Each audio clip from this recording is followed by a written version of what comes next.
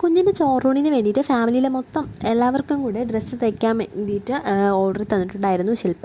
അപ്പോൾ അതിന് വേണ്ടിയിട്ട് അവൾ സാരിയാണ് ചൂസ് ചെയ്തത്. അപ്പോൾ ഞാൻ ഒരു 4 സാരി എടുത്തിട്ട് അവളുടെ കസിൻ സിസ്റ്ററിനും അവളുടെ സിസ്റ്ററിനും കുഞ്ഞിനും അവൾക്ക് വേണ്ടിയിട്ടാണ് ഡ്രസ്സ് സ്റ്റിച്ച് ചെയ്തേക്കുന്നത്.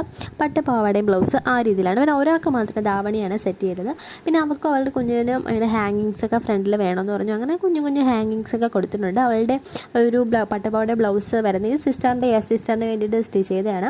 അപ്പോൾ ഇത് അവൾക്ക് വേണ്ടിയിട്ട് സ്റ്റിച്ച് ചെയ്ത് രണ്ടുപേർക്കും ഒരേ ആ ഒരു മോഡലിലാണ് ബ്ലൗസൊക്കെ വന്നിരിക്കുന്നത്. ഇത് കുഞ്ഞിന് വേണ്ടിയിട്ട് ചെയ്തൊരു ബ്ലൗസാണ്.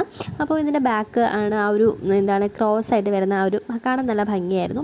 കുഞ്ഞു പട്ടുപാവാടയാണ് സ്റ്റിച്ച് ചെയ്ത്. ഗൈസ്, നിങ്ങൾക്ക് ഈ ഒരു പട്ടുപാവാടയൊക്കെ ഇഷ്ടപ്പെട്ടെങ്കിൽ ലൈക്ക് ചെയ്യണം, ഷെയർ ചെയ്യണം. പിന്നെ ഒരു ബോയൊക്കെ സെറ്റ് ചെയ്യാൻ പറഞ്ഞിട്ടുണ്ടായിരുന്നില്ല, അവസാനമാണ് അത് സെറ്റ് ചെയ്തത്. പിന്നെ ധാവണിയുടെ ബ്ലൗസ് ഇങ്ങനെയാണ് വരുന്നത്. പിന്നെ ഷോളിലും ആ ഒരു സാരിയുടെ ബോർഡറൊക്കെ കൊടുത്തു. പിന്നെ അവളുടെ അമ്മയ്ക്ക് വേണ്ടിയിട്ട് 2 ടോപ്പ് സ്റ്റിച്ച് ചെയ്തിട്ടുണ്ടായിരുന്നു.